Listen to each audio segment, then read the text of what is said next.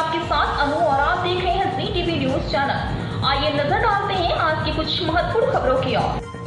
मैरेंगो CIMS hospital के renal sciences विभाग ने बड़ी उपलब्धि हासिल की। 100 किडनी प्रत्यारोपण, 100 जिंदगियां बचाई गयी। मैरेंगो सिम्स अस्पताल आज पश्चिमी भारत में अंग प्रत्यारोपण के लिए पसंदीदा स्थान के रूप में उभरा है। यह ऐतिहासिक उपलब्धि किडनी देखभाल में अग्रणी के रूप में मैरेंगो सिम्स अस्पताल की स्थिति और बचाए गए जीवन को अनुकूलित करने के लिए रोगी देखभाल को बढ़ाने की प्रतिबद्धता को दर्शाती है। अहमदाबाद में चिकित्सा उत्कृष्टता केंद्र के रूप में स्थापित मैरेंगो सिम्स अस्पताल ने 100 सफल किडनी प्रत्यारोपण हासिल किए, जो एक महत्वपूर्ण मील का पत्थर है। यह उपलब्धि स्वास्थ्य सेवा को आगे बढ़ाने और अंग प्रत्यारोपण के माध्यम से जीवन बचाने के लिए अस्पताल की अटूट प्रतिबद्धता का प्रमाण है। किडनी प्रत्यारोपण के लिए मेडिकल टीम पिछले कुछ वर्षों में उन्नत तकनीक और उन्नत सर्जिकल तकनीकों के साथ विकसित हुई है और किडनी प्रत्यारोपण में चिकित्सा उत्कृष्टता के लिए पसंदीदा टीम के रूप में उभरी है। और मैरेंगो सिम्स अस्पताल के रीनल साइंसेज विभाग ने 100 किडनी हासिल की है और प्रत्यारोपण के माध्यम से 100 लोगों की जान बचाई है। पेश है अहमदाबाद से नीता लिंबाचिया की खास रिपोर्ट।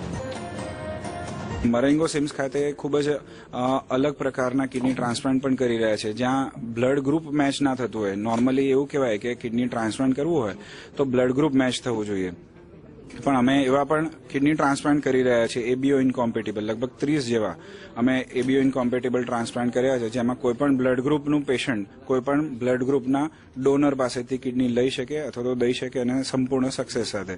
સો આ બધાને કારણે અમારો સક્સેસ રેટ પણ વધ્યો છે અને ઓવરઓલ નંબર ઓફ પેશન્ટ્સની સંખ્યા પણ સારી રીતે વધી છે। મારું નામ ડોક્ટર સિદ્ધાર્થ માવાની છે અને હું consultant nephrologist kidney transplant physician છું મરેંગો સિમ્સ હોસ્પિટલ અમદાવાદ ખાતે।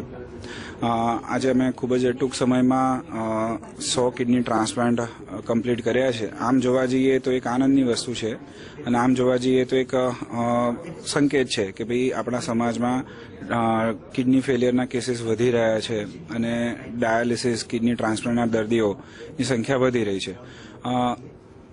ખુશ એ વાતની છે કે અમે સારી રીતે આ બધા જ પેશન્ટોને નવું જીવન આપ્યું છે। આ એક અગત્યનો સંકેત એ પણ છે કે આપણી જે સામાજિક